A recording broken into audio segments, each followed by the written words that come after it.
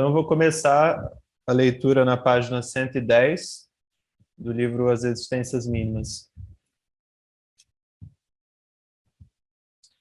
Vou fazer uma leitura corrida e depois eu vou voltar em alguns pontos. Se vocês também quiserem, marquem o que mais interessar a vocês, as dúvidas, depois a gente pode voltar, ponto por ponto.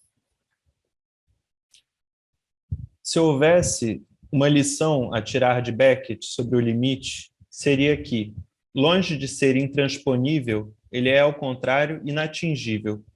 Só compreendemos isso se passarmos para outra vertente, para o lado concreto do limite. O que existe de concreto nesses graus zero, nesses estados de neutro, de ausência, de branco total, de cinza ou de negro definitivo?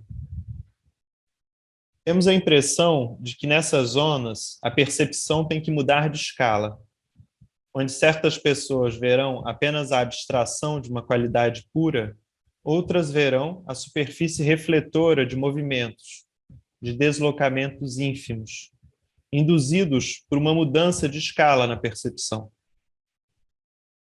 O limite não mais se encarna numa qualidade abstrata, torna-se uma membrana, vida, sensível.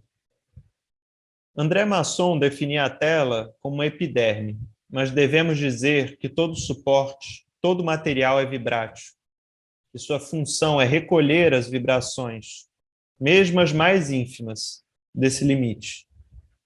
Perto dele, tudo começa a vibrar. Não é apenas o ouvido, a pele ou a tela, é o corpo todo que vibra. A imagem cinematográfica ou de vídeo também é animada de variações luminosas ou cromáticas ínfimas que inevitavelmente capta, levando em conta a instabilidade da sua sensibilidade. Isso não se deve a uma imperfeição, mas sim ao fato de que estamos lidando com corpos físicos, tecnológicos, musicais, pictóricos, etc. O primeiro dado que relativiza a abstração do limite é a presença desses corpos. O concreto não é a materialidade dos corpos neles mesmos, mas sim o ruído da sua vibração. Um pouco como o som da voz que sai de um alto-falante, progressivamente recoberto de areia, é reduzido a uma vibração ininteligível.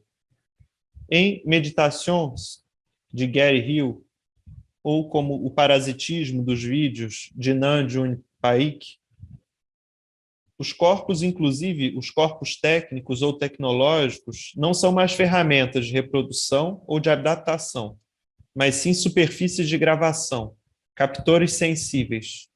Gravam movimentos, ruídos, no limite do audível ou do visível.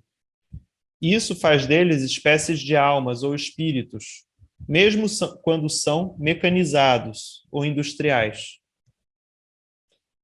Não se trata mais apenas de criar almas, mas de compor, constituir novos corpos.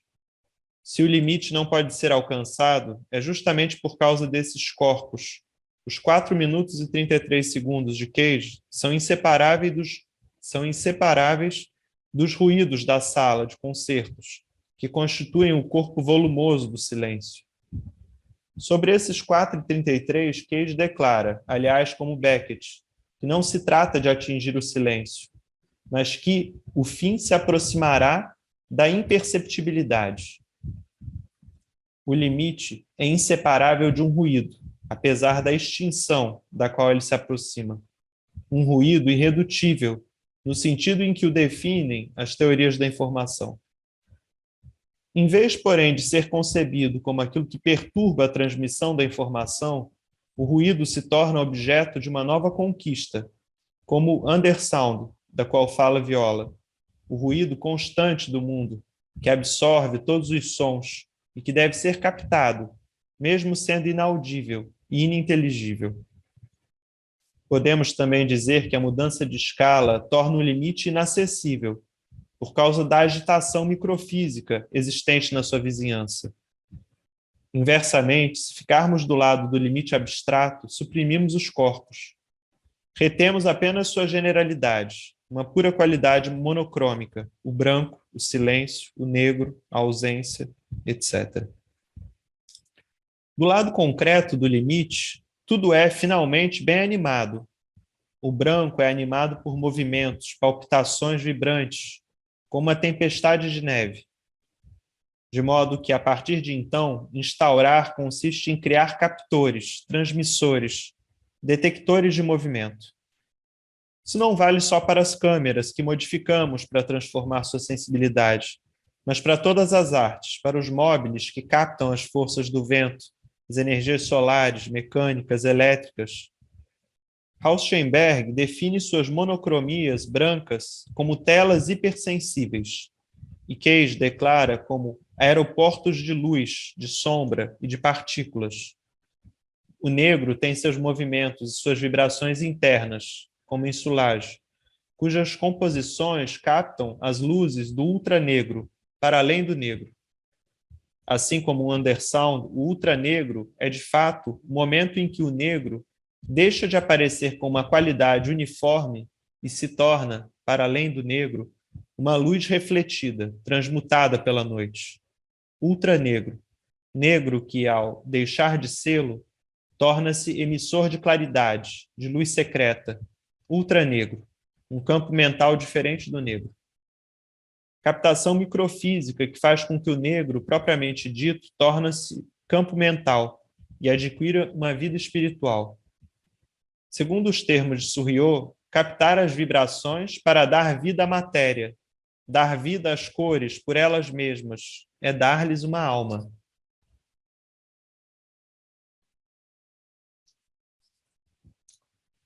Isso não significa que não haja mais abstração, mas sim que a abstração deixa de ser um derradeiro limite para tornar-se perceptiva. O que isso quer dizer? Não mais captar o que surge da bruma, mas captar a própria bruma, como uma abstração imanente à própria percepção. Imaginemos, por exemplo, uma tela, onde não haja nada para olhar, nem mesmo uma mancha, nem mesmo um motivo qualquer. Uma tela da qual apenas as cores subiriam como um vapor. Será o que acontece em Agnes Martin? É uma pintura na qual não há nenhum objeto, nenhuma forma para ser olhada.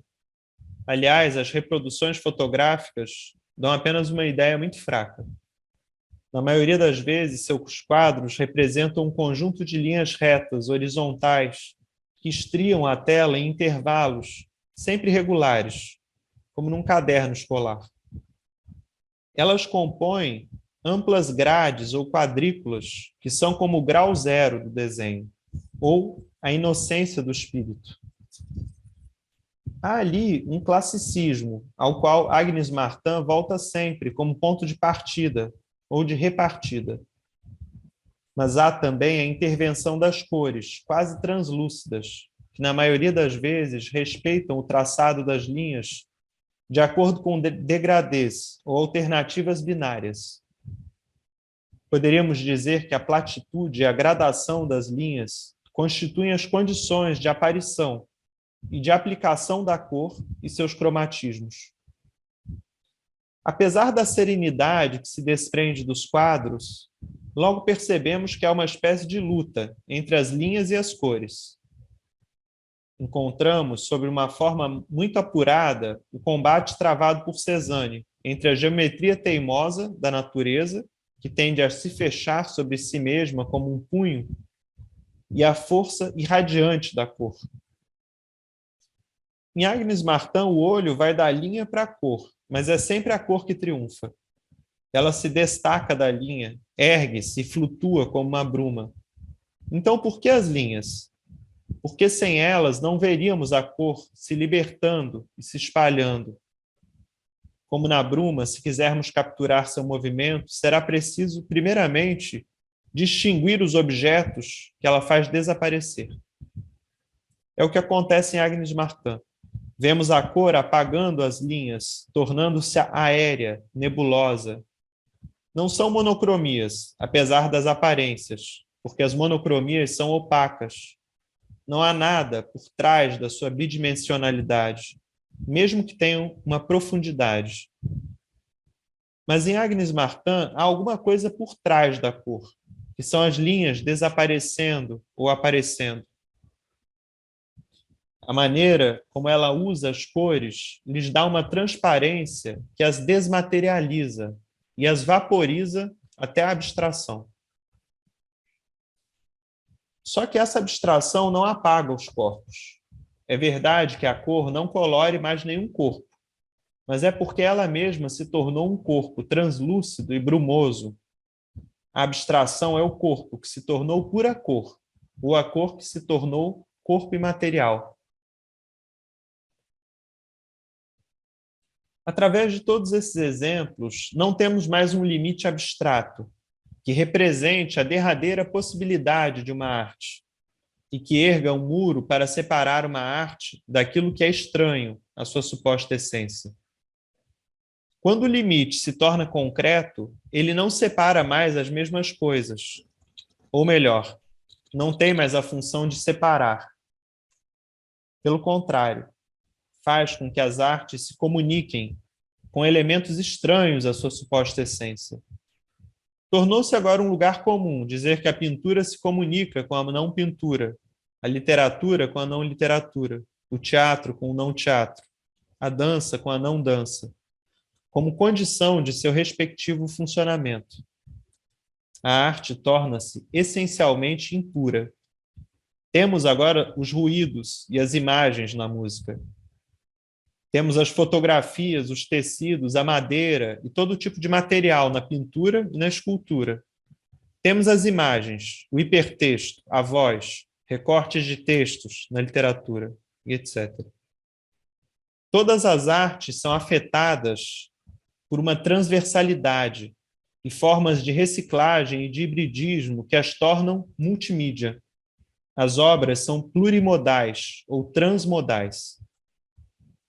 Assim como Varese ou Cage abrem a música para o ruído, Robert Riemann pode dizer numa entrevista que o branco lhe interessa, não por ele mesmo, mas porque reage com a madeira, a cor, a luz.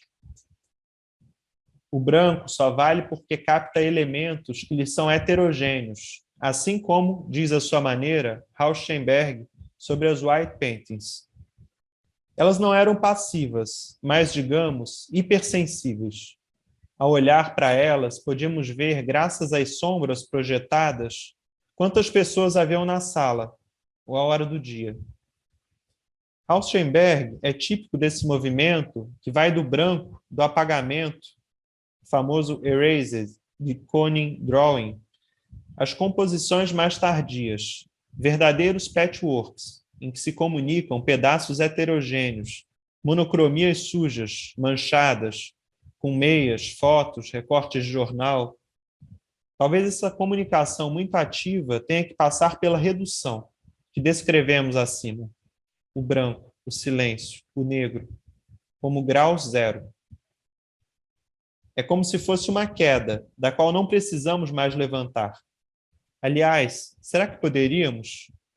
A anáfora se torna literalmente catastrófica ou catafórica, no sentido em que ana designa um movimento de baixo para cima e kata, um movimento inverso. É uma maneira de limpar a percepção, de lavar os olhos para reencontrar a força de ver e de fazer ver. Senão, em vez de instaurar, apenas duplicamos, desviamos ou parodiamos. Seremos profissionais de segunda categoria, ou do kit. A catástrofe é necessária como ponto de conversão do limite.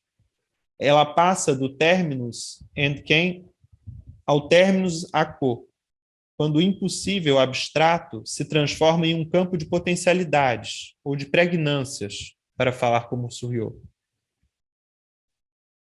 Mais uma vez, a redução não serve mais para alcançar a qualidade pura ou a essência. Redução é eidética. Ela permite a abertura para o essencial, isto é, para os elementos heterogêneos impuros, através dos quais é feita a experimentação. Redução experimental. Por meio de novas arquiteturas, a arte se torna captação e composição de heterogêneos, em vez de caminhar interminavelmente para sua suposta essência. É possível que o processo anafórico descrito por Surriot inverta-se da elevação para a queda, mas será sempre para admitir novas entidades, para capturá-las no momento da sua aparição ou do seu desaparecimento, através do ir e vir das possessões ou dos espólios. Os momentos mais emocionantes para Surriot são aqueles em que surge uma nova existência, como se ela estivesse saindo da bruma, e cuja realidade é preciso aumentar. Ou então, ao contrário, quando se trata de captar a dissipação, como através da obra de Oscar Muñoz, que faz um profundo trabalho sobre as imagens fotográficas para substituí-las por espectros. Criar hologramas, fazer reviver retratos fantasma num sopro, num reflexo, ou então submeter as imagens fotográficas a um jogo de aparição-desaparecimento, para desfazer a instantaneidade da tomada e sua realidade, tornar suas formas líquidas e dissipá-las no branco, antes de fazê-las ressurgir do branco, como de uma profunda amnésia, a série de fotografias. Muñoz submete as imagens a uma modulação existencial, onde o que importa é aparecer e desaparecer, através de uma exploração dos diversos modos de existência diferentes da imagem fixa. Como diria Surriot, estamos entrando em um mundo no qual a solidez dos corpos, a clareza dos contornos e a fixidez das imagens se dissipam, dando lugar a verbos que afetam todos os modos de existência: aparecer, desaparecer, reaparecer.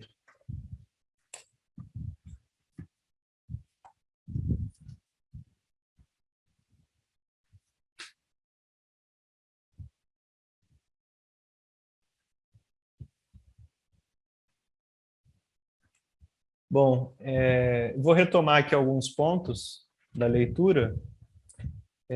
O que me parece mais interessante, acho bem profunda assim, essa leitura que o Lapujade faz de alguns processos criadores que ele chama de catafóricos, né? Não porque vão do zero a uma elevada potência, mas vão na direção do silêncio, na direção do zero, na direção da redução, uma direção catastrófica, seja da imagem, seja do som, mas a gente vai ver que essa dimensão catastrófica ela se reverte em outra coisa, né? Lapujade diz que a lição a tirar do Beckett sobre o limite é que não é o fato que, longe dele ser intransponível, ou seja, ele pode ser transposto, mas ao mesmo tempo que ele pode ser transposto, ele é inatingível. Olha que paradoxo, né? Uma coisa que pode ser transposta e ao mesmo tempo é inatingível. Por que a percepção e o nosso exercício perceptivo implica esse limite paradoxal, transponível e inatingível ao mesmo tempo?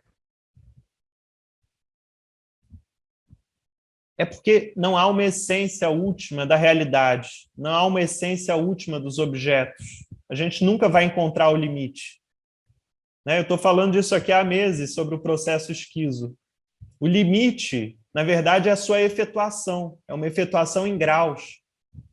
A gente dizia que justamente o processo, o risco do processo esquizo era tomar alguma coisa como limite, como fim.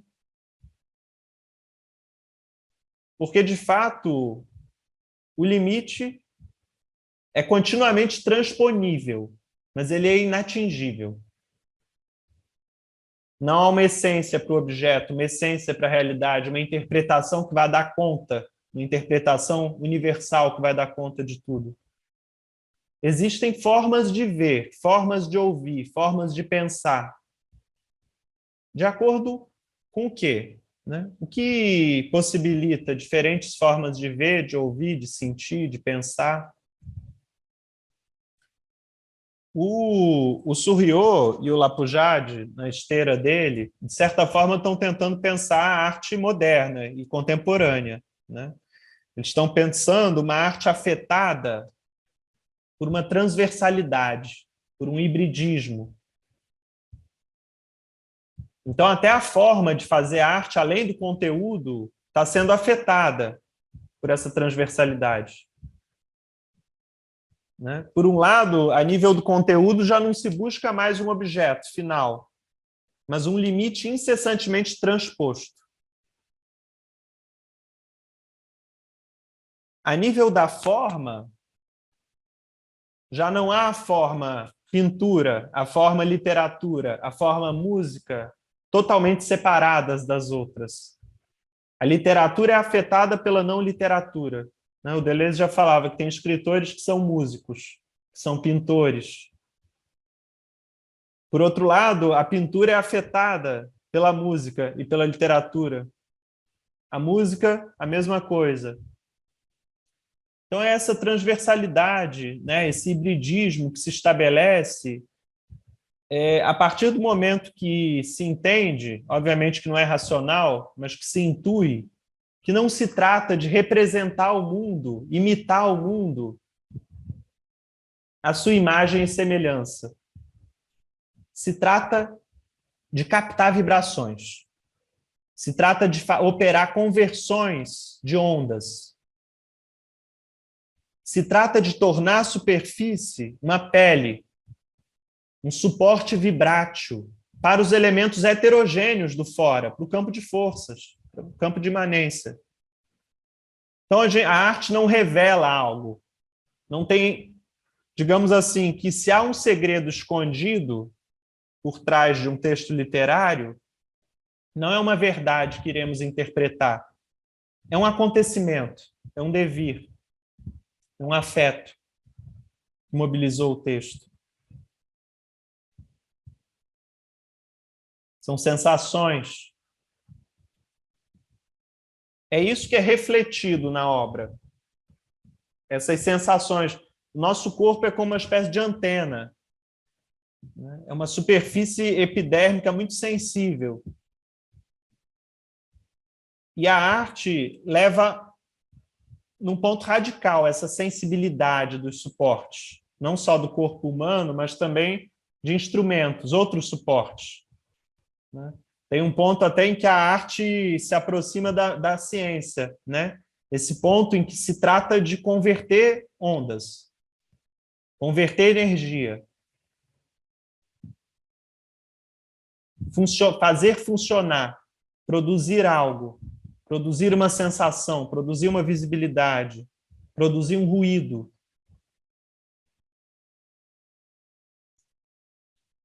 É nesse sentido que o processo catafórico ele parte da seguinte situação. O nosso mundo, gente, está superlotado de clichês. Ele está superlotado de imagens, de palavras de ordem. E nós já nascemos imaginária e simbolicamente vinculados a isso. Essas imagens, essas palavras de ordem nos precedem. Então a gente já nasce bem saturado de bom senso, de senso comum, de besteira, de imbecilidade, de palavras de ordem fascistas, né? O Roland Barthes diz que toda língua é fascista, não pelo que ela impede de dizer, mas o que ela obriga a dizer. Então a gente nasce num mundo que nos precede, numa linguagem que, como um vírus, se insinua em nós, né? Esses personagens, por exemplo, do Beckett, que chegam a operar esses processos catafóricos, são aqueles personagens esgotados. Para eles já não dá mais. Eles estão de saco cheio desse excesso, dessa velocidade, desse mundo de imagens e palavras. Então, eles estão no limite ali, onde a gente diria que é entre a vida e a morte. Mas eu diria que é entre a vida orgânica e a vida inorgânica. É o lugar onde a vida orgânica vai... A vida inorgânica vai se retirando do organismo e vai captando uma vibração cada vez mais espiritualizada. Uma bruma cada vez menos formatada. O Lapujade chega a falar de espectros, né? de possessões. Porque, de fato, no desaparecimento da coisa, de alguma maneira a nossa sensação começa o desaparecimento da coisa, a suspensão. Porque a partir do momento que atravessa a nossa superfície receptora, o que temos são signos. Signos são, ao mesmo tempo, representação e afeto. Eles contêm, ao mesmo tempo, uma força e uma forma.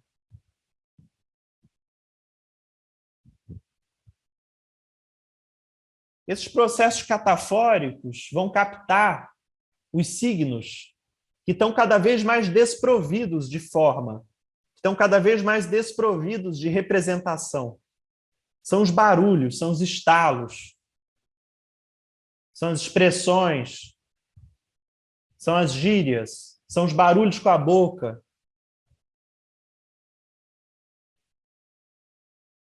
Percebem onde a literatura se conecta também com a não literatura, com o real, né? Com o campo exterior a ela, descendo muitas vezes ao assignificante. Aquela palavra que não tem mais um significado, mas atravessa os corpos, afeta os corpos.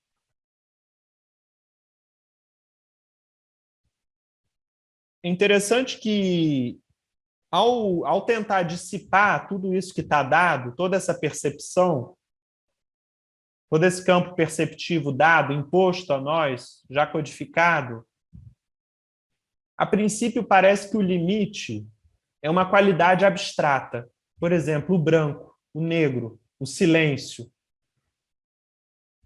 Só que na medida em que se desce, se cai essa queda, né, para o infrassom, o infrasentido, na medida em que se cai, é como a queda num poço que, quando a gente chega no fundo, o que parecia o fundo é sem fundo.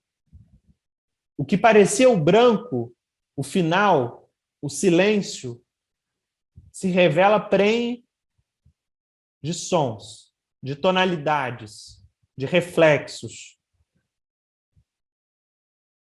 Então, o limite é necessário para que a gente limpe a tela. Um pintor chamado Gerard Fromager dizia para o Deleuze: a tela não é branca, é negra de clichês, de imagens, de desenhos já feitos antes. Então a gente precisa limpar essa tela. Mas ao limpar essa tela, a princípio se supõe que há um fim para essa limpeza. Se vai achar uma percepção pura do objeto, ou um mundo sem objetos, uma fusão absoluta entre todos os objetos. Só que é bem outra coisa que se encontra na medida que se avança. Como o exemplo do Leibniz sobre o marulho do mar. Escutamos de longe o marulho do mar. Um único som. Né? Um único som contínuo, como... Então nos aproximamos do mar. E o limite, que parecia esse barulho único, esse único som, ele não para de se dividir. Ele se decompõe em infinitas gotículas. E se a gente chegasse mais perto, uma das gotículas iria também se fragmentar em múltiplas gotas, menores ainda, e que fariam um ruído diferente de uma gota. O limite, na medida em que a gente avança e o transpõe, ele recua. Por isso que ele é inatingível.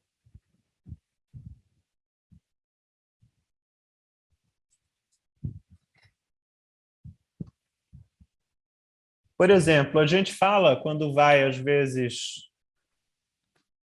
ficar mais próximo no campo, na natureza, enfim, a gente fala que é mais silencioso. Só que o silêncio da floresta pode ser uma sinfonia, às vezes. A cidade nunca fica em silêncio. O que a gente chama de silêncio na cidade é uma espécie de ruído branco, contínuo, que reúne todos os carros, todos os barulhos de motor, todos os gritos, todos os ruídos de avião passando. Tudo isso se concentra no ruído branco da cidade, que é como um horizonte, uma bolha. Só que esse ruído branco, na medida em que nós o transpomos, ele se revela multiplicidades decompostas.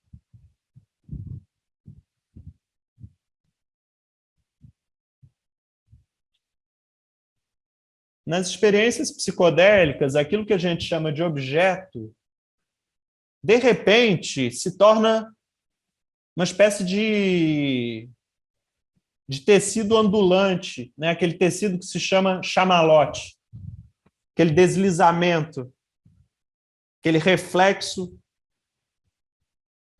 que nunca está onde a gente procura, que a cada vez que fixamos os olhos sem fechar as pálpebras, ele desliza como se fosse uma espécie de superfície molhada. O que me parece que entra em questão é a confusão entre figura e fundo nessas experiências.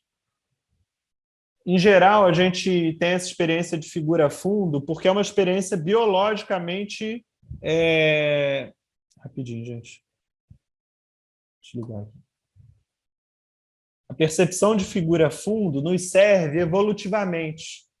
Por exemplo, para encontrar caça, para saber a distância, o volume de um animal. Só que essa percepção de figura-fundo, ela é um modo, é um ponto de vista sobre o mundo. Ele constitui a nossa realidade e é útil. É útil para muitas coisas. Só que me parece que nessas experiências psicodélicas é como se houvesse uma espécie de confusão entre figura e fundo. É como se o fundo subisse à superfície.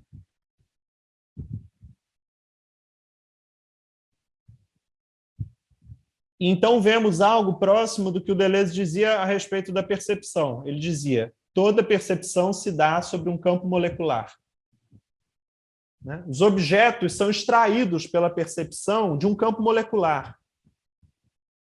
E existem certas experiências que fazem esse objeto recuar para o fundo, ou o fundo subir à superfície. E é uma espécie de campo convulsionado que a gente vê, então. Esses reflexos ondulantes, essa circulação da luz.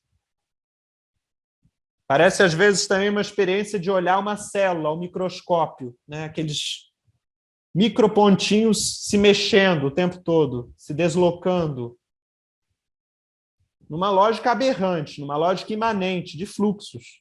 Né? É um fluxo de luz que a gente passa a ver, não é mais uma forma. É um fluxo de luz que se derrama, que vibra.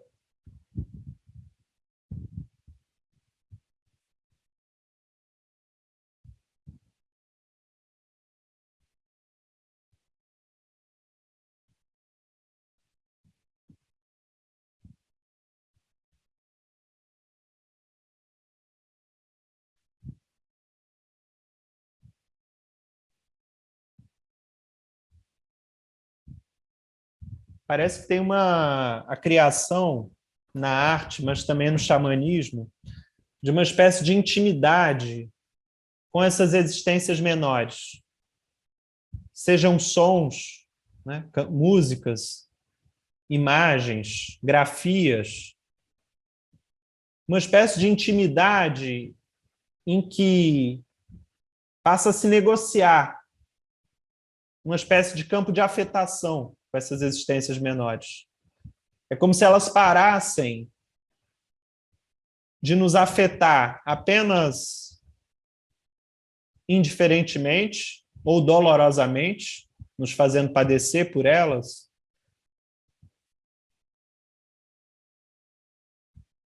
e passássemos a como que testemunhar, a advogar por elas, a trazê-las à tona. É o que o Surriot chama de instauração.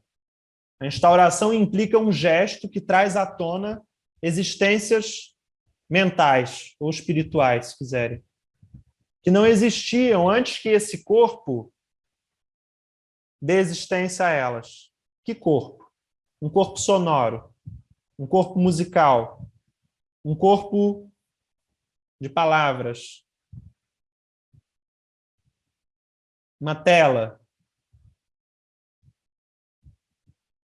Digamos que os personagens, por exemplo, da literatura, gente, existem independentemente do seu autor.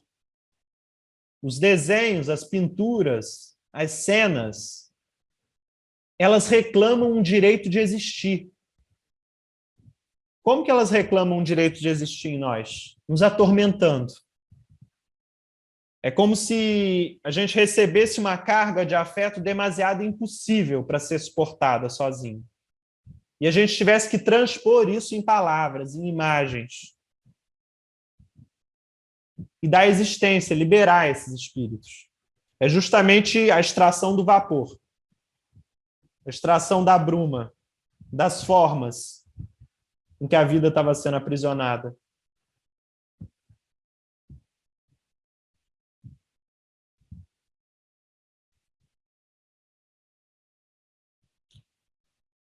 Bom, era isso que eu queria falar sobre esse trecho do Então, texto. essa da existência, você falou, né? Da existência, você está falando, podemos pensar também em invenção, né? Não só em desvendar, mas na criação mesmo, invenção mesmo, do sair para o novo.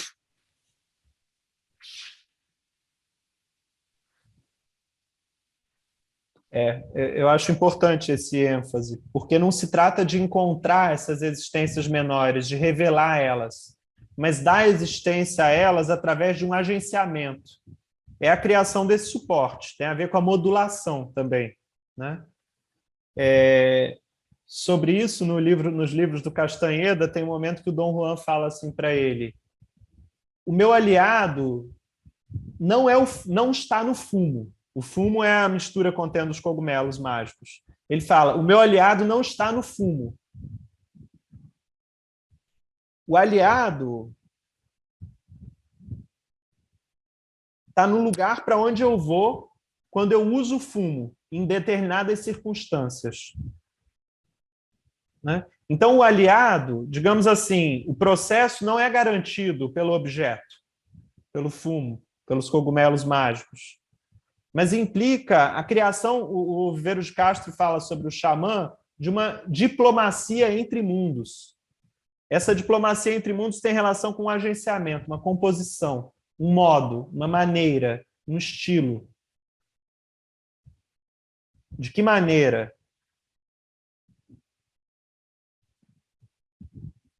E aí é a invenção, né? Não é mais uma revelação, é a invenção. A invenção a partir de uma aliança, de um pacto.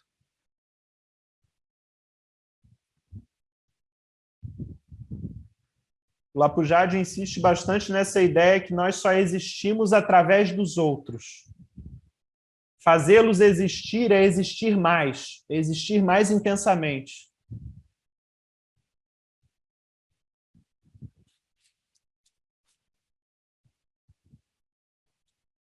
E podemos também pensar que o silêncio seria exatamente essa abertura para ouvir esses micros sons, né? Exato. O silêncio é a abertura do campo, né? É a desertificação do excesso saturado que a gente vive, né? Silêncio, por exemplo, ou uma tela que se consegue deixar em branco, né? Na verdade, a tela em branco não é garantia de nada. visualmente branca, né? Porque é uma operação de outra ordem, assim como o silêncio é uma operação de outra ordem. A gente pode estar num aparente silêncio, mas com a mente cheia de ruídos ainda bem da cidade, digamos assim, bem das relações sociais humanas, né? Cheio de barulho. Então, se trata, de fato, de limpar, é uma operação na filosofia chamada de redução, de limpar o campo, não para achar uma essência, como queria a fenomenologia, mas para achar um campo experimental, microperceptivo, microfísico. Abrir esse espaço para essa invenção daí. Exato. Abrir uma condição para, né? Dar uma condição para a invenção. É como se a gente precisasse operar uma dessubjetivação para começar a ver, começar a ouvir. E essa dessubjetivação implica um desinvestimento em imagens ordinárias, em interpretações, em representações, né? Senão a gente só replica, a gente só imita, a gente só representa, a gente só duplica, a gente não cria, né? Se não limpar o campo, digamos.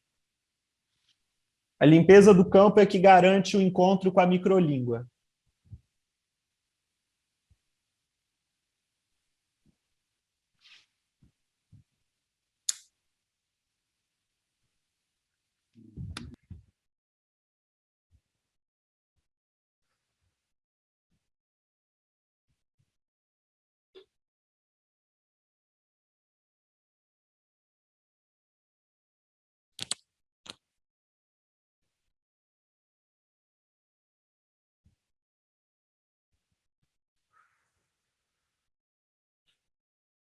Eu acho esse capítulo assim muito bom, principalmente para quem se interessa assim sobre a criação artística, mas também sobre a clínica, né?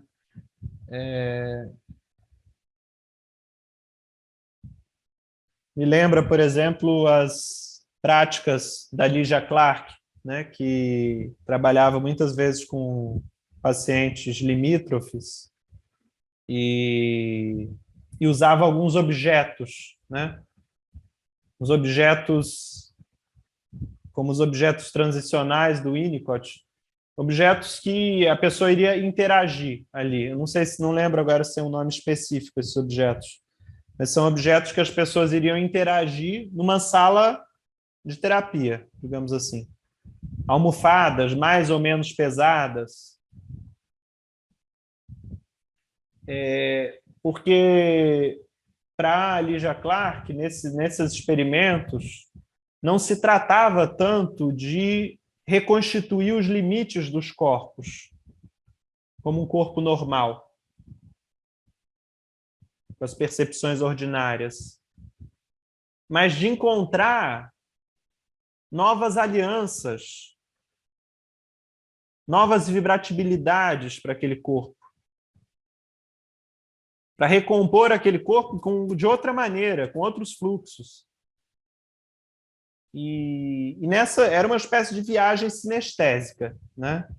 Uma espécie de produção alucinógena via estímulos táteis. E nessas experiências, a Sueli Ronick costuma comentar que a Lígia deixava sempre uma pedra ou um objeto nas mãos da pessoa, que era uma espécie de ancoramento, era uma espécie de território, último território possível também para ela não ser arrancada para o incorporal, para ela não ser levada, digamos assim, num processo aí,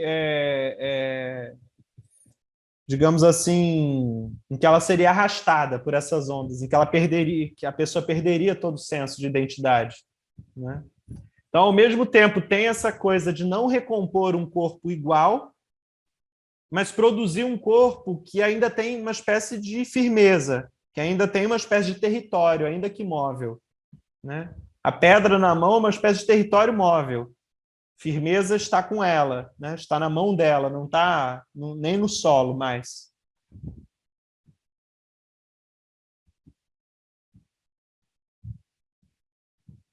Mas, assim, o que me chama a atenção é essas sensações sinestésicas, são os sons, são as imagens, possuírem um potencial de cura, uns mais do que outros. E me fascina o modo como as pessoas se tornam íntimas de sensações, de imagens, de sons, extraindo delas essa virtude curativa.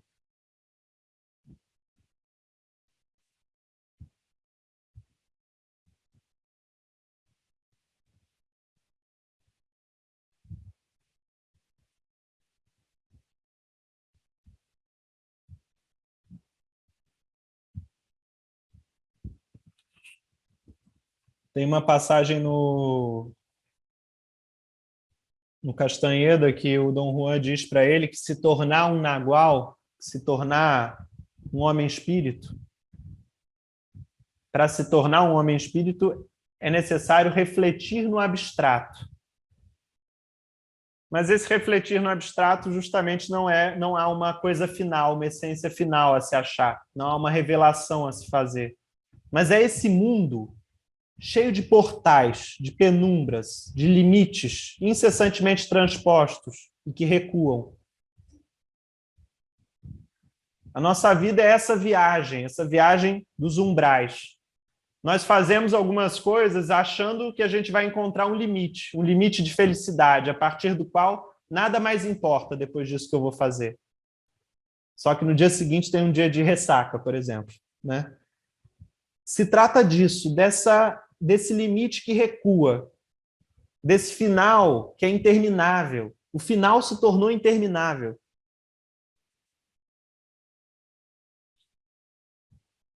Como não viver, gente, projetando o final para as coisas? Porque quando a gente faz assim, a gente perde de vista o processo, perde de vista a atenção. Mas também tem um momento que eu estou fazendo uma pintura, por exemplo, né, um quadro lá, em que eu concluo aquele quadro, eu estou no movimento, eu estou, né, vai se criando, mas chega um momento em que eu concluo para aquele movimento, um portal, é uma passagem.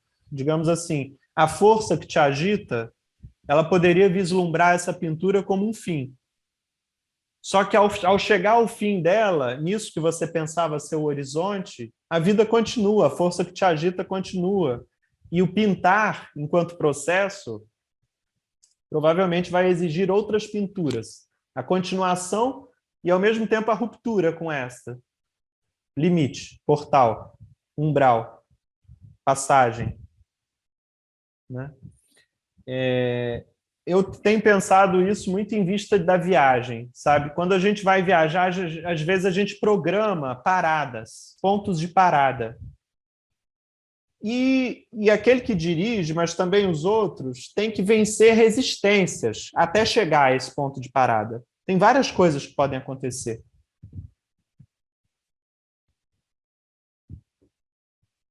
A vida é essa espécie de estrada. A gente não para de se colocar objetivos, planos, coisas que a gente quer fazer, acontecimentos que a gente quer atravessar. E a gente tem um breve descanso à noite, quando a gente dorme. Mas quando a gente acorda, começa tudo de novo. E o que a gente achava que era o fim, se mostra um novo horizonte aberto. Uma nova tarefa que tem que ser realizada. Podemos pensar numa territorialização que se abre para uma desterritorialização. Acho que podemos.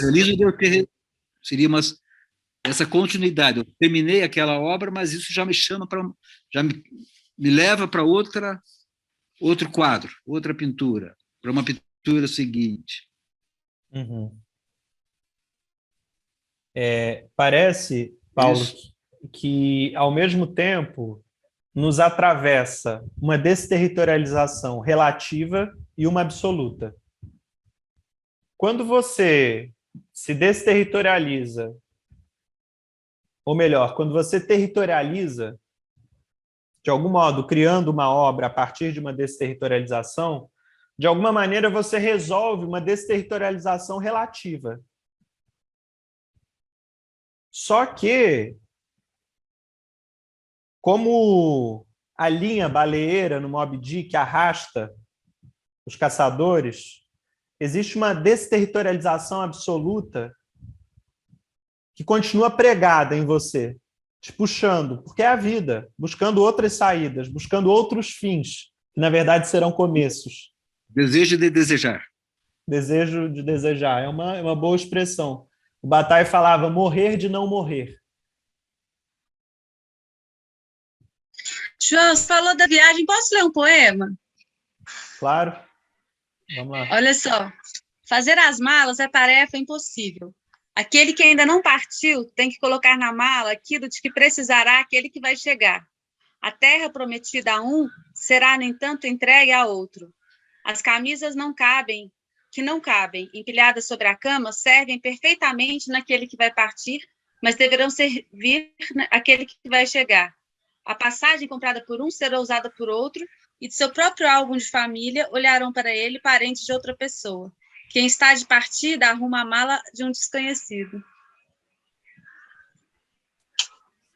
Muito bonito. De quem que é?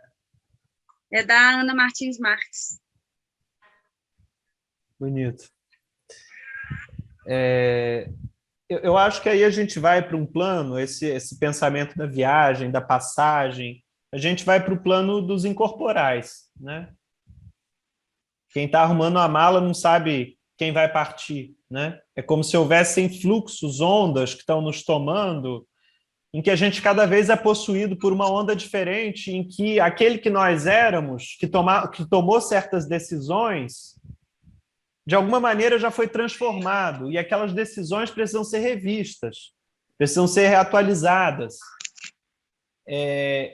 E tem algo desse incorporal que passa mesmo entre as pessoas, né?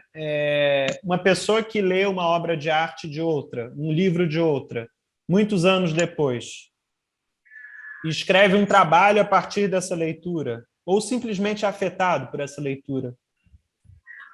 O que está passando aí, gente, é uma espécie de força espiritual do escritor. O que é a força espiritual do escritor?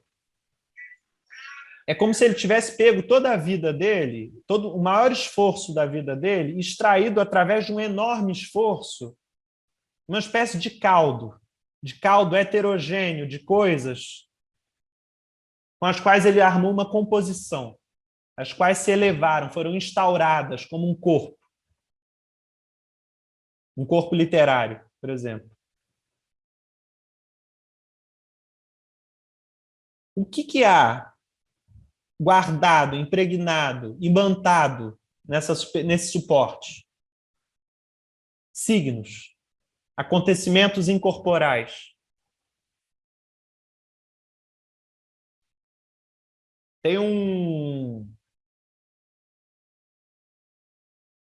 uma poesia do Baudelaire que ele fala sobre a amante dele, a mulher com a qual ele viveu durante muito tempo, que é uma mulher negra, e no cheiro dos cabelos dela, ele sente, ele vê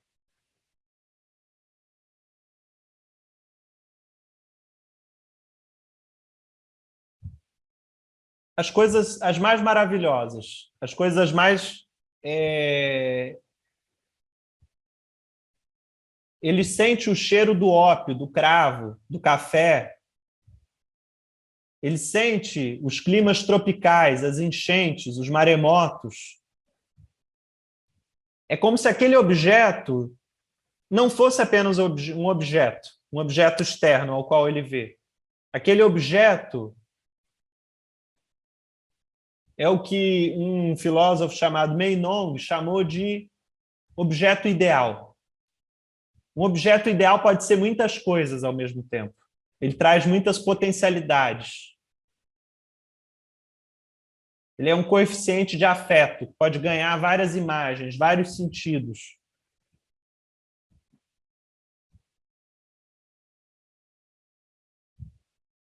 Então, as tranças grossas e negras dos cabelos dessa mulher abrem para ele, criam diante dos olhos dele, dos olhos e de todos os outros sentidos, um mundo para além mar, um mundo fora da França, um mundo que o fascina, que o atrai, que o transforma.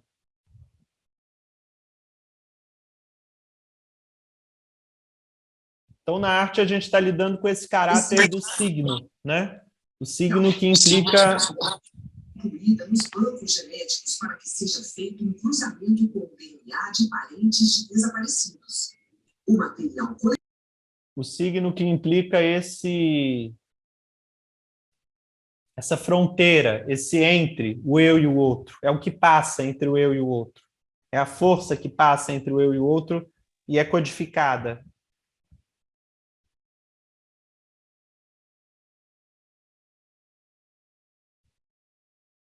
Os signos são como que bombas de afeto, de imagem, de som. Eles nos petrificam ou nos aceleram. Eles nos angustiam, eles nos entristecem, eles nos alegram.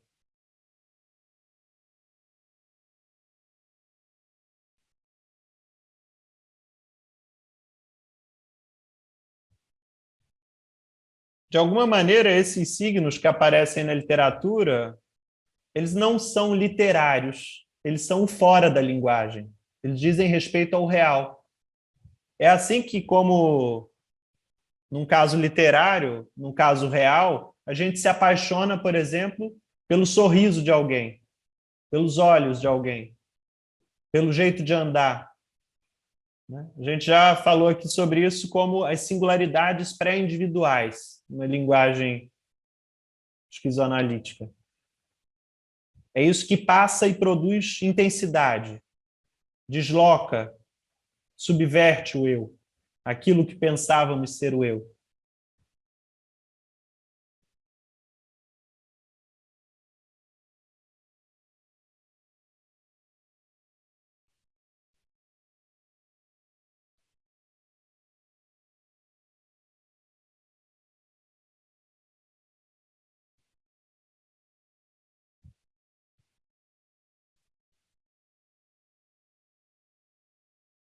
O Charles Baudelaire também falava sobre uma solidão povoada. Me parece que é assim que vive o artista, mas também todos nós. A princípio, parece que não há solidão, que temos várias pessoas, os nossos familiares, as pessoas que amamos, em que, de certa forma, nos apoiamos, que dão sentido à nossa vida.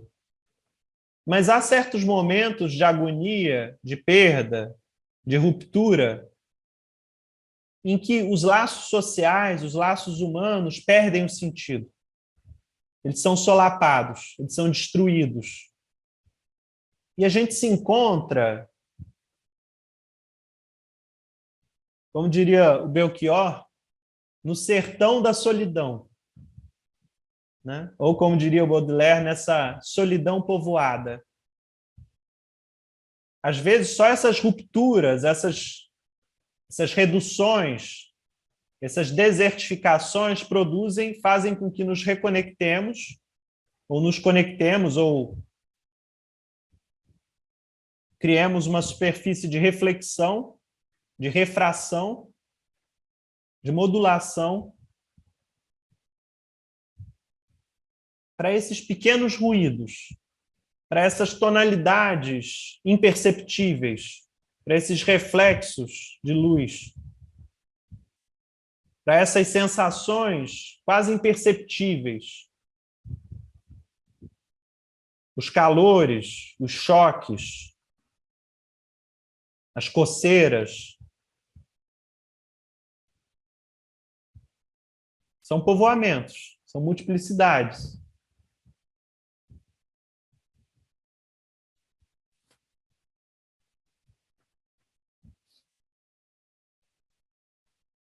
Bom, queria ouvi-los um pouco agora, antes da gente poder falar um pouco sobre os processos, né? A gente, dependendo de quantas pessoas quiserem falar, a gente pode continuar falando sobre isso na semana que vem. A gente entra no antiédipo, mas também abre um tempo para trocar um pouco. Eu tenho estudado um livro da Bell Hooks que chama Ensinando a Transgredir. E ela fala da necessidade da pedagogia ser uma prática coletiva, né? De fazer uma espécie de comunidade de aprendizado.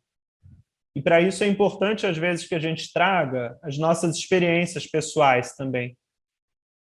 Ideias também, teorias, mas também experiências pessoais, porque a partir da experiência pessoal é que a gente vai agregar mais força àquilo que a gente diz.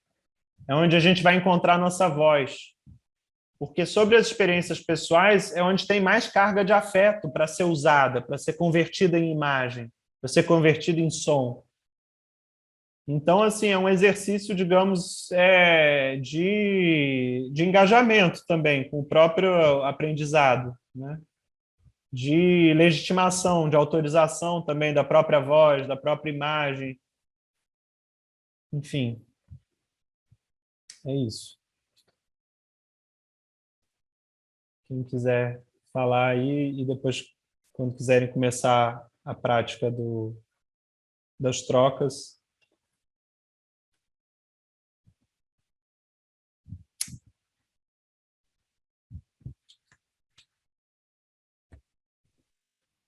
João, eu queria trazer uma reflexão, assim, de algo que vem me atravessando há um tempo.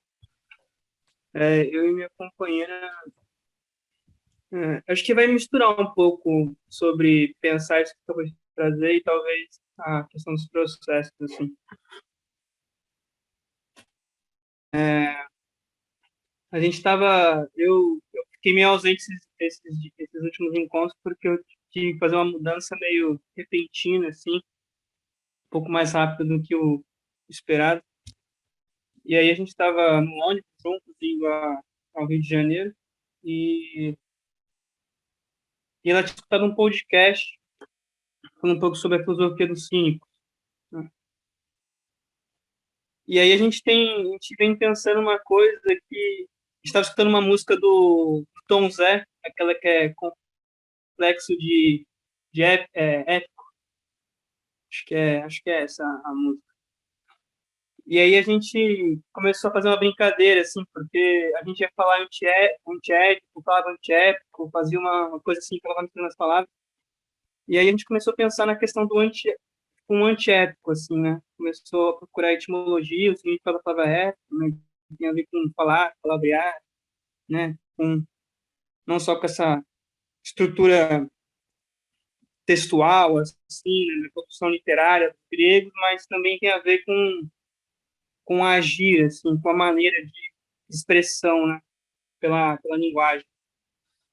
E aí a gente começou a pensar o antiépico como esse furo nessa linguagem que você veio falando, assim, nessa linguagem já repleta de bom senso. Quando você trouxe o lance toda a linguagem é fascista do Roland Barthes, nossa, isso caiu, assim, falei, caralho, a gente teve uma conversa há 2 dias atrás no ônibus muito dentro disso, né? E aí eu lendo, dessa vez que eu até participei do encontro, eu comentei que eu estava lendo a Insustentável Leveza do Ser, e aí eu fiz um roubo, assim, do que o Thomas faz, né? Que ele se usa dos encontros com várias mulheres, meio que como uma maneira de se encontrar com aquilo que é mais essencial da vida, né? Então é como se os encontros com as mulheres fossem um bisturi e que cada encontro com cada mulher ele conseguia se encontrar com um particular da vida, com algo singular. E aí eu pensei, né, como é preciso nesses movimentos catafóricos, assim, meio que com os bisturis da vida, né, com a nossa ferramenta, mas eu pensei no bisturi, meio que fazer um corte na linguagem e aí procurar, né, o que há as impurezas, aquilo que antecede, né? Mas não no sentido essencial. Quase tudo isso que você falou foi tipo doideira, né? Porque eu tô há 3 semanas sem participar e foi tipo se encontrando com diversos pensamentos, diversas discussões, conversas que eu fui tendo ao longo dessas semanas. Foi quase que um ápice, assim. eu fui anotando, eu fui até lembrando de coisas das quais eu nem conseguia mais, não estava mais lembrando, né? Mas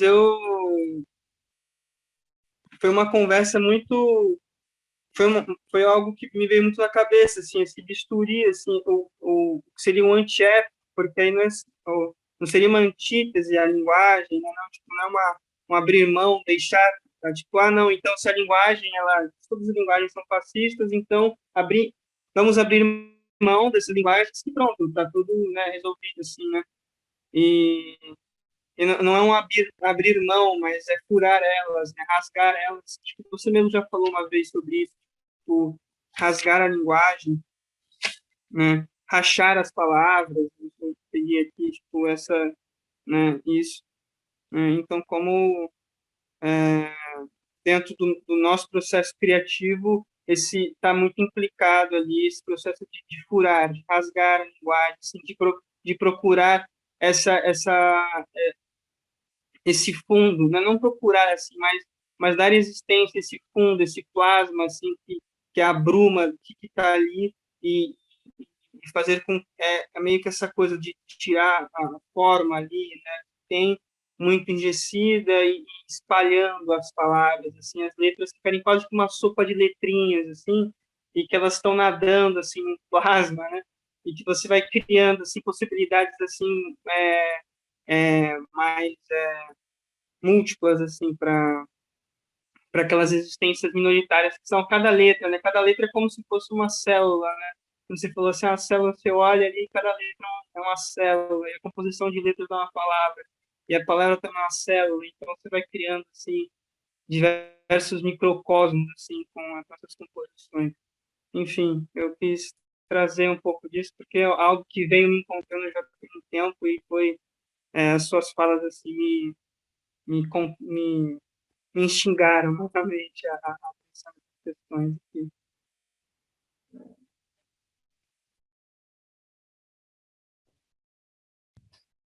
Eu comentei aquela ideia do Roland Barthes, que ele fala sobre a linguagem ser fascista, mas eu não falei o que ele opõe a isso, né? E ele diz que são as forças da literatura que buscariam uma espécie de liberdade na linguagem, né? O Deleuze e Guattari já falavam também da língua menor, né? Da língua minoritária que Deleuze falava que escava a linguagem, né?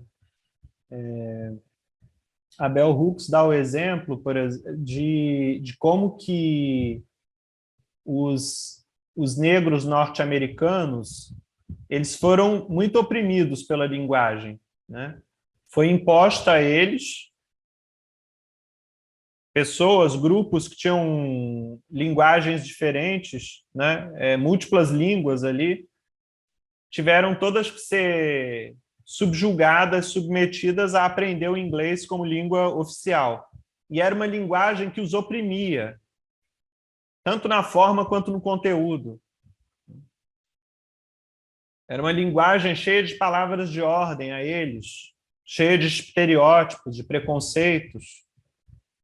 E, ao mesmo tempo, uma linguagem, ao mesmo tempo, odiosa e almejada por eles.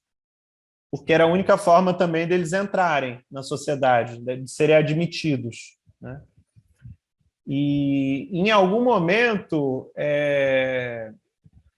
ou melhor, talvez desde o início, mas como um outro movimento, como uma outra tendência, muitos negros e negras passam a se apropriar dessa linguagem para fazer dela um campo de resistência. E, ao fazer isso, o que eles fazem é torcer essa linguagem, é reduzi-la, é transformá-la, é usar ela de uma outra maneira, de um outro estilo, favorecendo outra tonalidade. E, então, alguns estilos musicais saem disso, né? São criados a partir dessa língua da resistência negra. Eu acho que, para dizer apenas um, a gente pode pensar no hip hop, né? Como essa língua menor da oposição, da resistência, da revolta, da insubmissão, e que revira o inglês, né? torce o inglês. Extrai dele uma língua menor que não é mais uma língua de poder, mas uma língua de resistência ao poder. Uma língua que busca a liberdade, que fala da liberdade.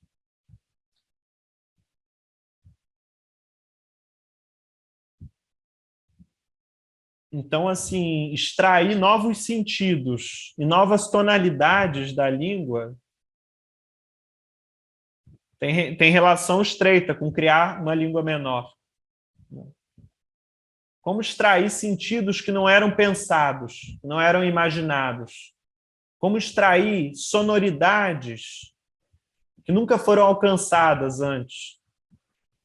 Tem alguns escritores que são músicos.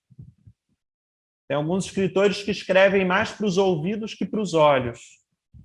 Eu diria que o Dostoiévski, apesar de ser um monomaníaco, né? Um maníaco, muitas vezes, de ser muito acelerado e um palavrear frenético, ele é um músico, é uma música, de certa maneira. Não é para os olhos a escrita dele. Não tem muitos perceptos, não tem muitas descrições de paisagens. Tem um falar incessante, ininterrupto, excessivo, maníaco. O Kafka é outro que escreve para os ouvidos. Tem uma gagueira no Kafka. Ele chama o seu tartamudeio.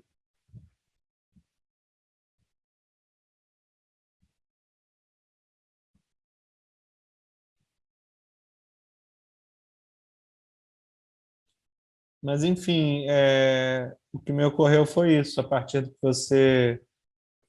que você traz, Vitor.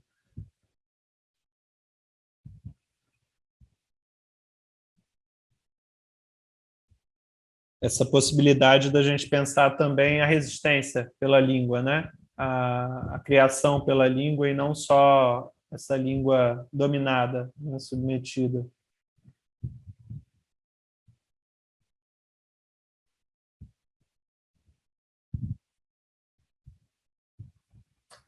Uma das ideias do Percy Schiavon é que a criação de uma língua menor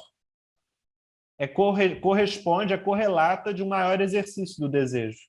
Então, quanto mais exercitamos o nosso desejo, a nossa condição de escolha, mais criamos para nós um idioma singular, um modo próprio de se expressar.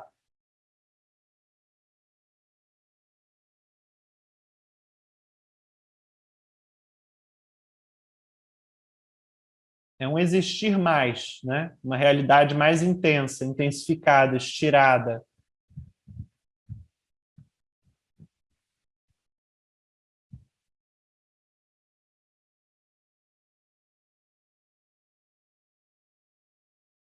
Tanto a arte quanto o amor, ligados aí ao processo esquizofrênico, eles apontam para um horizonte que é como as palavras da Marie, do Vosek, mais e mais. Ou como diz o Lacan, mais ainda.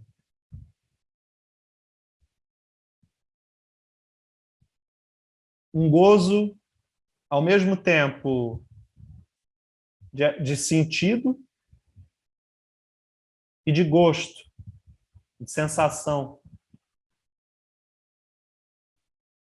O Percy Schiavon chama isso o eros alado, pteros, né? É o máximo do afeto e da clareza. É força e luz. É afeto e pensamento ao mesmo tempo. Quando a gente chega nesses graus de esclarecimento, de criação. É um ponto em que corpo e espírito coincidem, né? Numa maior capacidade de agir e de sentir.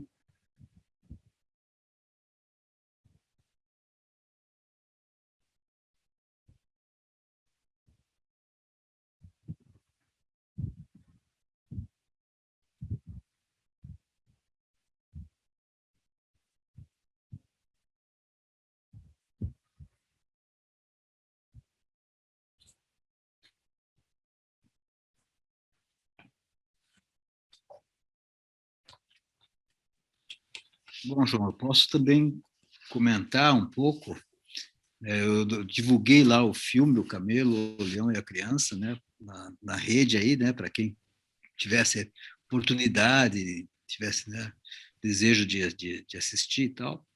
E falar um pouco, então, dessa criação desse trabalho, né? Ele tem toda uma linguagem que não é muito, né, assim, não é linear, né? Eles são cenas, né?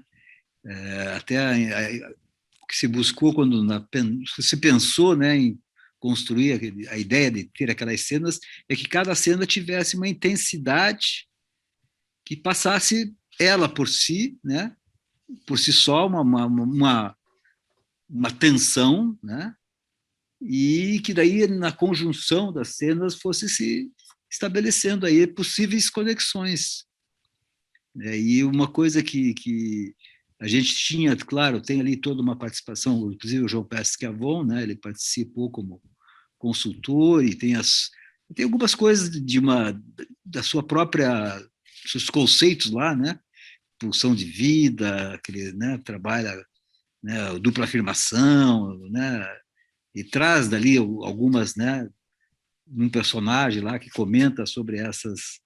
Mas o importante que ao meu ver, é que essa criação ela se dá assim de uma forma meio aberta mesmo, um roteiro muito impreciso. Se fosse pensar em termos de um roteiro cinematográfico, né, mais a linha de Glauber Rocha mesmo do que outra coisa, né, porque não era um roteiro tudo demarcado, ele te deixava em aberto. Ele fala do camelo, do leão e da criança, né? O pessoal que, né, a tipologia nietzschiana lá das 3 transformações do espírito, assim falou Zaratustra, né? E a criança realmente ela estava assim meio que solta, tanto que muitas cenas acabaram se dando ao longo das filmagens, ideias que surgiam, né? A gente não tinha, claro, um esboço de locação, já tinha previsto o local onde ia fazer a filmagem, evidente, mas tinha, assim, a ideia da cena, mas a construção em detalhe, ela surgia, não tinha um roteiro, não tinha um storyboard, né? Não era essa a proposta, né? Era uma ideia geral e a cena ia acontecendo ali. O que mobiliza a criação? O que leva a ideia de fazer esse filme? Qual é a força?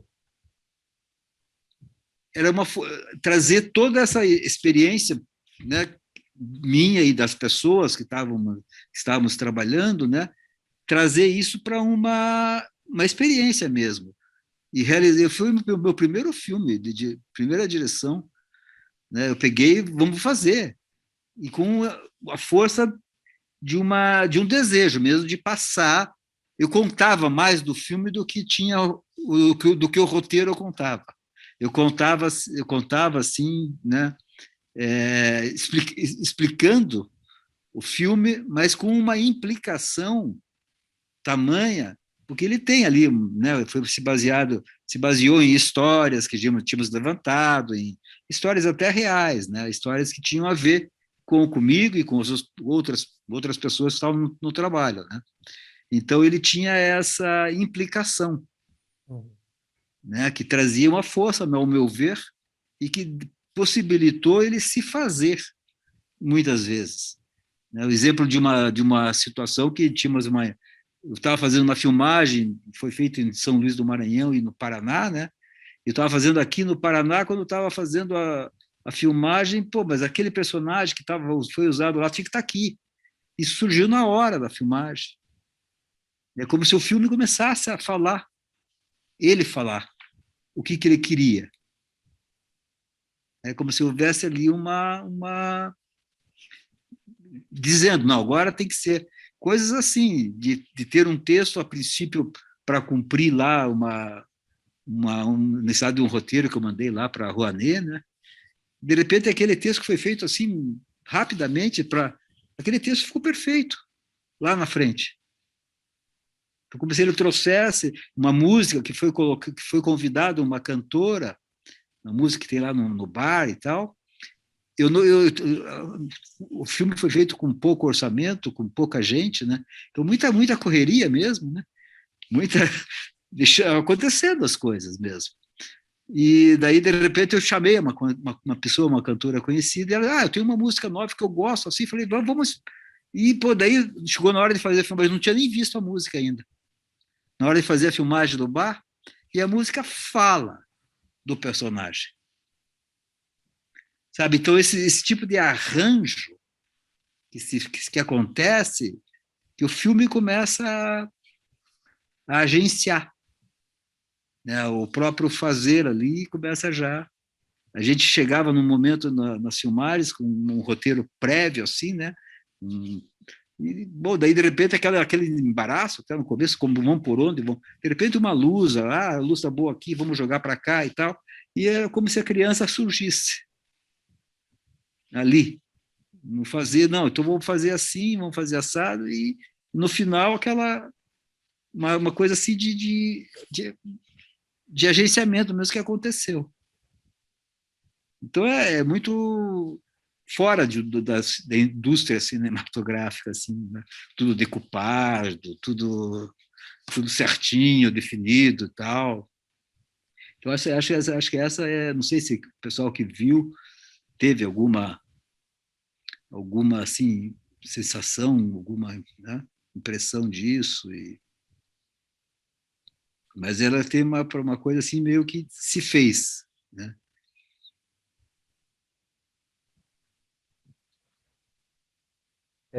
Nesse sentido, é como se o filme criasse justamente esse campo de forças, esse branco, essa superfície branca, para acontecimentos ocorrerem. E esses acontecimentos passam a povoar o filme também. E são coisas, digamos assim, que vão se sucedendo, né? Que vão acontecendo e ali, né? Por exemplo, na escrita também de um livro, as palavras surgem dos lugares mais estranhos. É como se a gente fosse uma espécie de máquina de retenção, de registro, né? Uma espécie de gravador que tem uma espécie de ouvido seletivo. E tudo aquilo que serve a gente vai pegando, né? É uma espécie de buscar ferramentas, né? De buscar todos aqueles estímulos ali, o que serve na composição. E você falou de antenas, né? Como se tivéssemos antenados para, bom, agora isso aqui cabe aqui, né? De repente, no começo do filme tem uma cena lá do acidente e tal, uma latinha jogada pela janela do veículo e tal, de repente, lá no final da cena, ela aparece amassada. Aquilo ali surgiu no dia da filmagem, a gente nem viu. A gente fez vários, né, vários experimentos ali, daí pegou, depois foi fazer na edição, e aí apareceu a latinha amassada. Quem que amassou? Oh, não, alguém deve ter pego ali na hora de apertar tudo demais, o seu câmera, sei lá, quando pegou, né? E parece, bom, mas se ela tinha amassado, tem tudo a ver, né, o acidente, então, daí compõe-se ali, né? Ela pede para entrar, né? Então teve muitas coisas assim, detalhes assim que se fazem no momento, sabe? São microacontecimentos, né? Que passam a povoar ali a superfície, as Sim. imagens. É a dimensão extrapessoal da criação, né? Digamos que o que a gente chama de pulsão ou máquina abstrata é ao mesmo tempo singular, é uma capacidade de avaliação, ao mesmo tempo é extrapessoal, porque não para de ser afetado por essas sínteses passivas da percepção, né? Sensações, acontecimentos que nos transpõem, né? Nos transpassam, estão para além de nós. E que não vem exatamente somente da percepção do diretor, ou né? Que vem uma outra pessoa que entra com aquilo e né, que encaixa aquela situação, essa coisa da música, que trouxe uma música que, como é que essa música tinha, né? Da onde que teria essa relação tão forte com o personagem? E estava ali.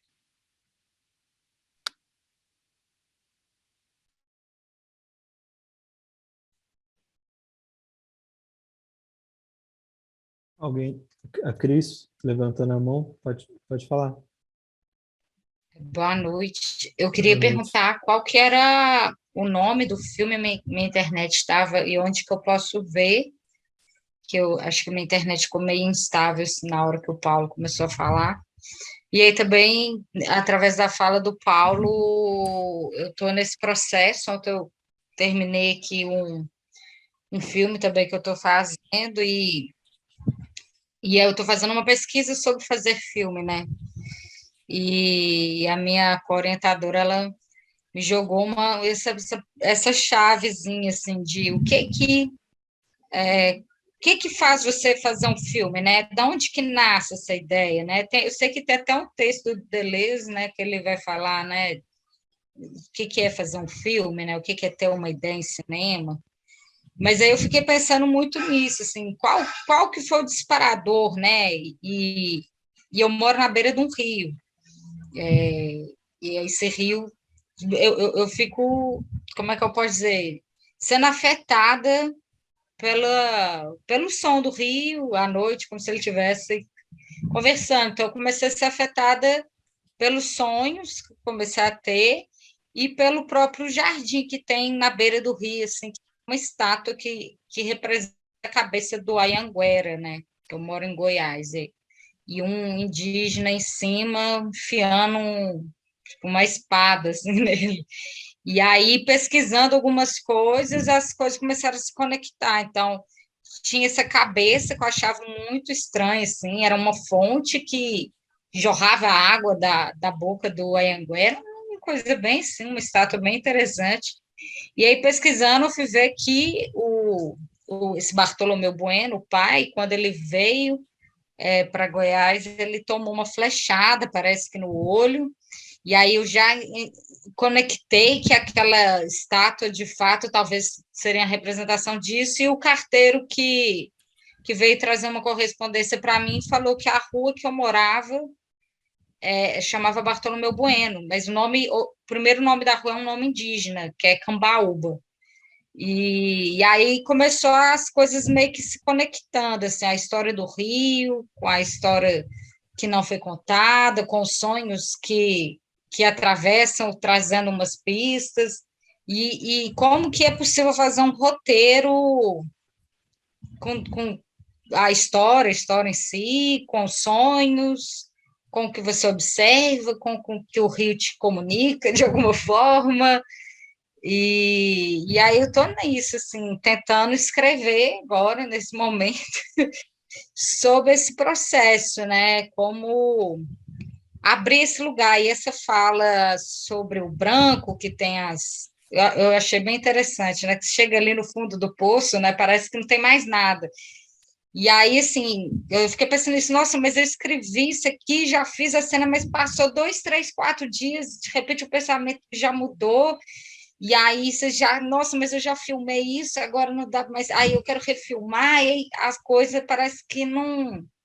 O processo tem hora que ele vai te engolindo, assim, e você fala, nossa, eu preciso terminar, e eu tenho prazos e tudo, mas aí na hora que você vê, você vai criando umas camadas que para você pode estar fazendo total sentido.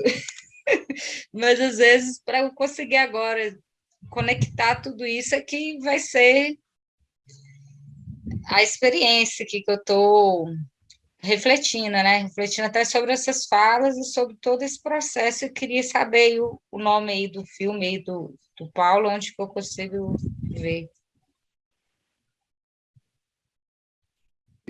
Foi colocado aqui no grupo, né, João? Está lá no grupo, eu coloquei, acho que o endereço lá. Ele está no Vimeo, tem com a senha lá, tem uma plataforma Vimeo e também está no YouTube, Paulo Blitos. YouTube Paulo Blitos está lá o filme também, disponível. É fácil. Camelo, o Leão e a Criança, que é as 3 transformações lá do Nietzsche, né? O Assim Falou Zaratustra, um capítulo do Assim Falou Zaratustra. Tá? Mas lá no YouTube você acha. YouTube, Paulo Blitz, o Paulo Blitz, YouTube, você vai achar lá nos vídeos, playlist, lá você vai achar os filmes que eu tenho ali. Camelo é o único longa que tem lá no YouTube. na minha página, tá? Fica lá disponível, tá lá.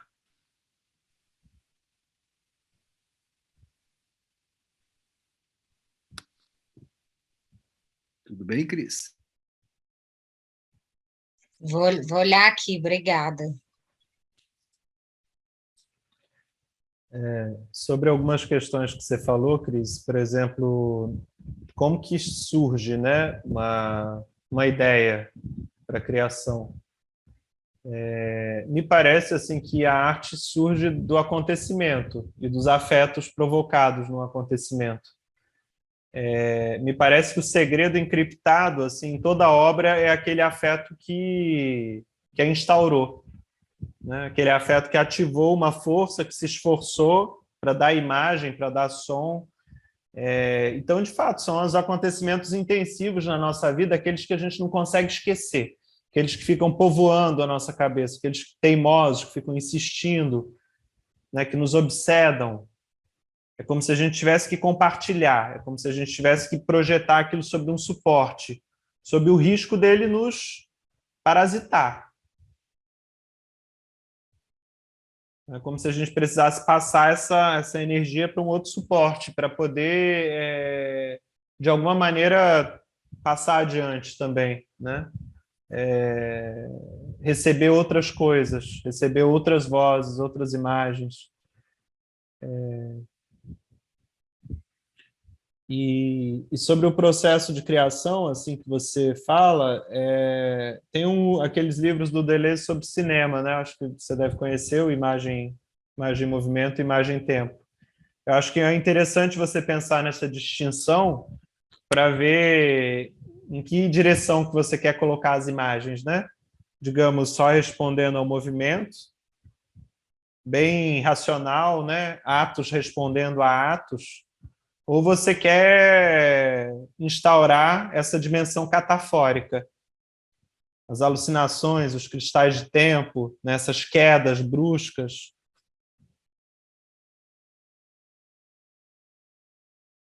Esse tempo que delira, esse tempo que está delirando, né? Como dizia o Shakespeare, o tempo fora dos gonzos.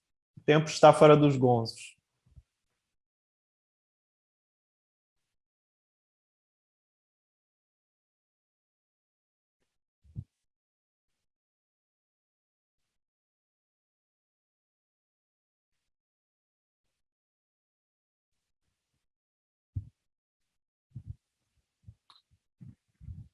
Alguém mais aí quer compartilhar?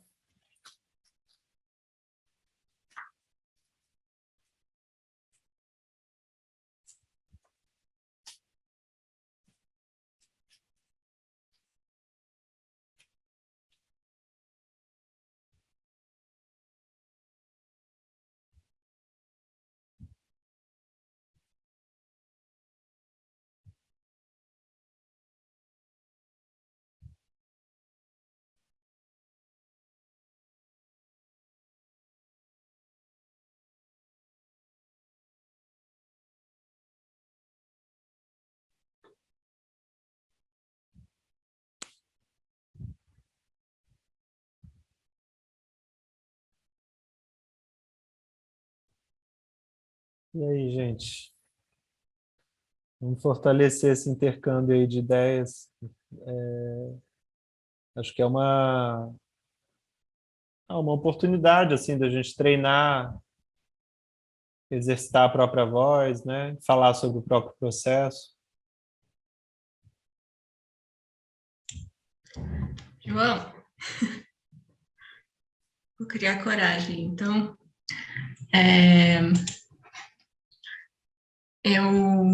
eu li As Existências Mínimas um pouquinho antes de você trazer para cá, e para mim foi um livro assim que foi muito importante, e ele fala dessa figura do advogado no livro, e eu senti que foi um livro que atuou como advogado assim para certas coisas que existiam, mas estavam num lugar muito agoniante, assim, muito asfixiado. E o que acontecia, assim, é que eu sentia que eu estava com a escrita sempre num lugar muito balbuciante, assim, como se a coisa ficasse num... Eu fiquei até pensando nessa história por causa do que você falou da Bell Hooks, assim, que eu acho que eu lia esse balbucio como uma espécie de não devo escrever. Isso não é uma fala, porque é um balbucio. E era uma coisa muito, muito angustiante, assim, chegou ao ponto de um dia, assim, chorando, falar, desisto de escrever. E o que aconteceu foi que eu continuei escrevendo como alguém que desistiu.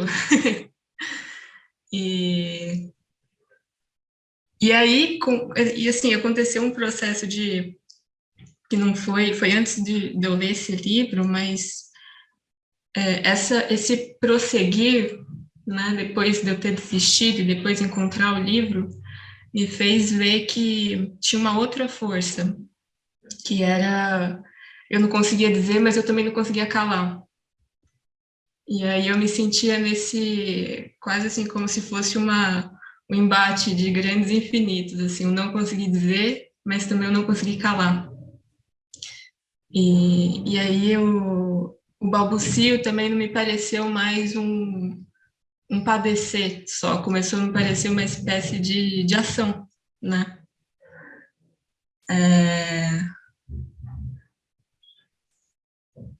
E aí, isso também me tirou de um lugar asfixiante, embora eu acho que formalmente a coisa não conseguiu ganhar corpo, eu sinto que eu escrevo ainda muito assim, como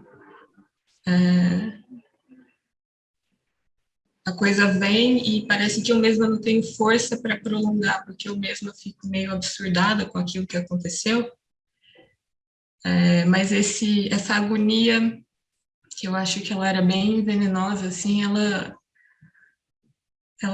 ainda vem, dependendo, assim, dos dias, mas não como vinha. E eu acho que tem muito a ver com esse livro do Lapujade, eu acho que os encontros também aqui estão atuando como esses advogados, assim, estão abrindo espaço para coisas que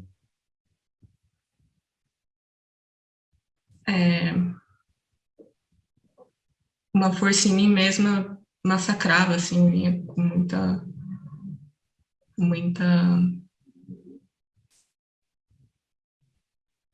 violência mesmo.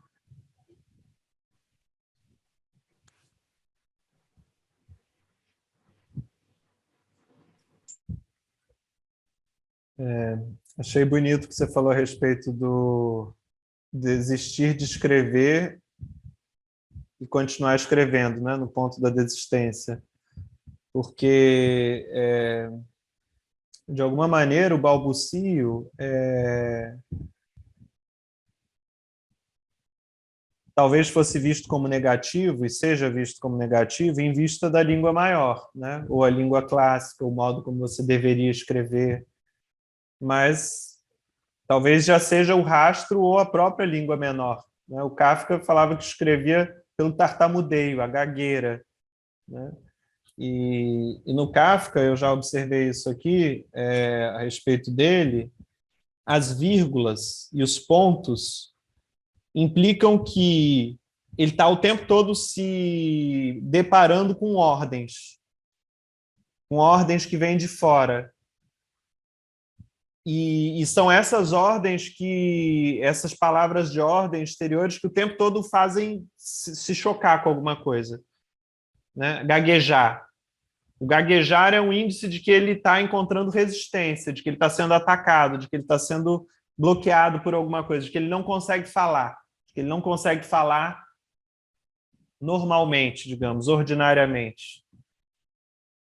Então, assim, a escrita dele é o choque do desejo de falar, porque ele continua falando, apesar das vírgulas e dos pontos finais, e da repressão dessa fala, Então, é uma mistura, né? Uma composição de forças entre ordens e contra-ordens. Mas, apesar de tudo, ele continua escrevendo, né? Em algum momento, ele pede para o amigo queimar parte da obra dele, o amigo não queima. Então, de certa forma, é esse conflito dentro do Kafka, né? Tenho o direito de escrever, não tenho o direito de escrever. Posso falar, não posso falar.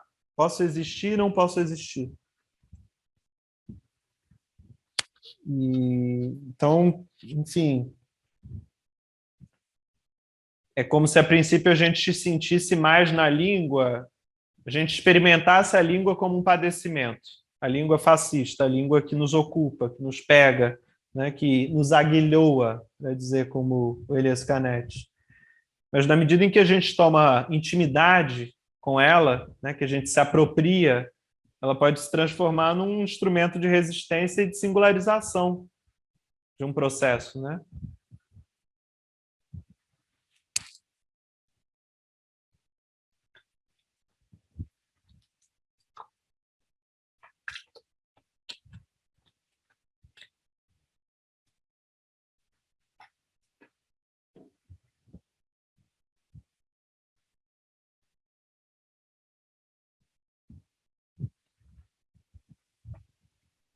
Essa fala da Flora me lembrou uma anotação que eu fiz essa semana do Guten Frey, que ele fala sobre essa coisa da escrita. Vou ler, tá bem pequenininho. De quem ele que diz é assim, a do Guten citação? Frey. Não Do conheço Celso isso. Guten Frey. Uhum. É um psicanalista. Ele diz assim: não me lembro de ter iniciado um poema sem que um encontro com a poesia tenha sido precedido pela sensação de uma angústia, abalada da pergunta: serei capaz de expressá-la? Eu acho que essa coisa, se eu penso na escrita, né, essa coisa da angústia, de alguma forma, ela está presente, e eu fico pensando que talvez para as mulheres ainda um pouco mais, porque tem uma certa força que a gente tem que fazer para colocar a palavra, né, como uma marca, assim, como registro de um pensamento. E isso, claro, que é atravessado por uma construção social, né, que a gente vive ainda de uma forma muito forte.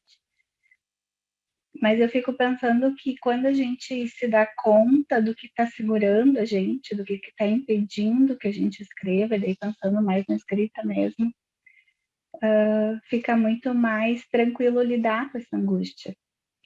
Eu tenho orientado assim as minhas alunas a gente tem trabalhado sobre essa questão da escrita, a escrever sobre essa angústia. Quando a angústia vem, que tranca a escrita, né, poder dizer sobre isso para a folha de papel. E uma coisa que eu aprendi, que às vezes o que a gente quer escrever não sai, porque tem outra coisa na frente para ser escrita. E quando a gente consegue destrancar esse caminho, escrever aquilo que está na porta, assim, a escrita que a gente estava desejando, ansiando, escrever, ela vem, ela flui muito mais. E eu acho que esse processo de escrita é muito interessante, porque a gente não sabe o que a gente vai escrever, né? A gente só sabe o que a gente, depois que está pronto. A gente tem uma vaga ideia, mas a escrita nos leva por caminhos que a gente não estava prevendo antes. E às vezes isso para um artigo é um problema, porque a gente quer escrever um tema e a gente acaba escrevendo outro. Mas, enfim, também são questões para a gente se dar conta, né? Por onde está andando assim o desejo da gente, o pensamento. Então, é isso.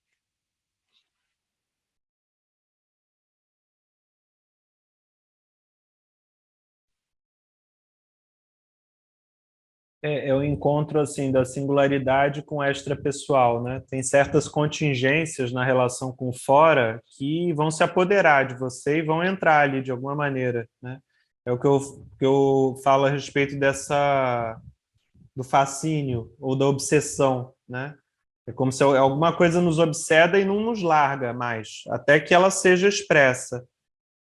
E então essa dimensão, o Blanchot falava a respeito do neutro, né, do impessoal. É isso que esse fala-se, esse diz-se em nós, né, que nos atravessa.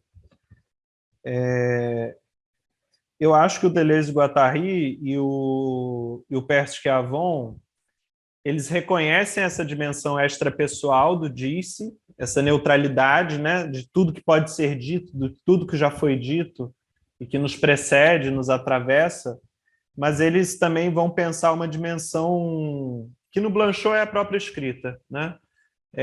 Mas o Deleuze e o Guattari vão chamar de máquina abstrata e o Percy Schiavon de pulsão, que é isso que reúne, né? É isso que seleciona, é isso que avalia, que escolhe.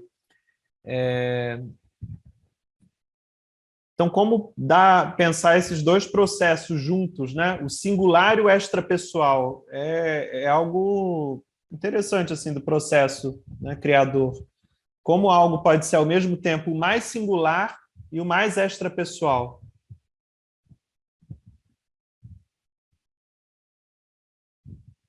A dimensão pessoal ainda nos deixa nas crenças, nos hábitos, no interhumano. Mas quando a gente se aproxima do singular, a gente se aproxima também do não humano, do fora, das relações de força,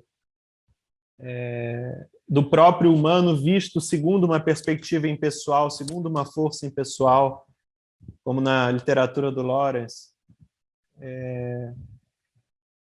Então, assim, isso me interessa. Como que, no limite, a precisão da pulsão se entra em jogo com a contingencialidade do objeto, com a contingencialidade do outro. Né? São relações de força. O Deleuze chama isso de combate também, muitas vezes. Né? Toda relação imanente é uma relação de combate. Uma força se apodera da outra e ambas entram num roubo recíproco de almas, né? Numa determinação recíproca.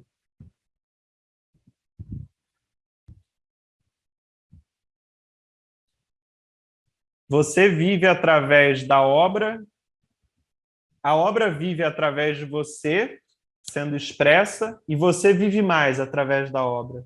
Né? É um roubo recíproco, é um ganho recíproco também, um dom recíproco. Em que um existe mais por meio do outro. O personagem, por exemplo, a história, vive mais por você e você vive mais intensamente também por meio dela, mais abstratamente, mais sobrenaturalmente, incorporalmente. Acho interessante o Deleuze colocar no fim as coisas num plano de uma espécie de materialismo do incorporal. Né? Ou seja, até o que pensávamos que não tem corpo é uma espécie de matéria quente, de matéria vibrátil. As palavras, os sentidos. A verdadeira realidade não é dos corpos, das formas, mas das intensidades. E as intensidades circulam em vários suportes.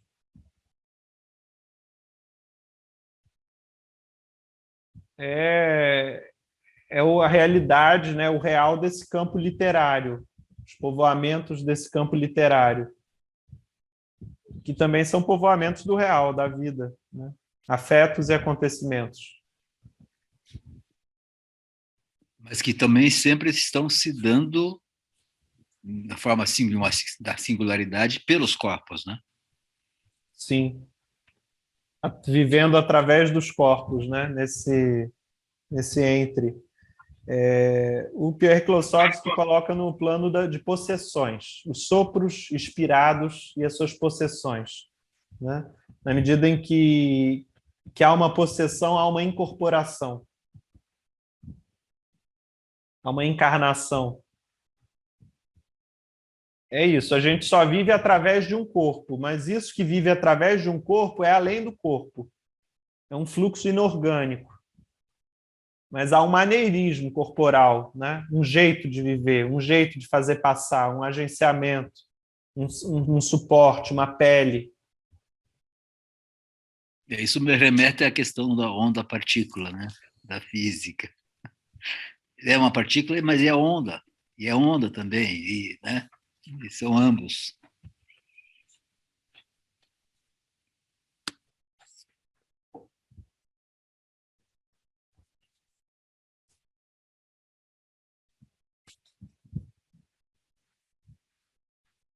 Bom, eu vou sugerir para a semana que vem a gente seguir no Antiédipo, no capítulo 3. A gente vai estar começando um novo capítulo agora, então, um capítulo que vai passar bastante por questões da antropologia, pensamento, né, as 3 épocas da história mundial, né, segundo Deleuze e Guattari, e segundo Marx, se não me engano, que são selvagens, bárbaros, civilizados, né?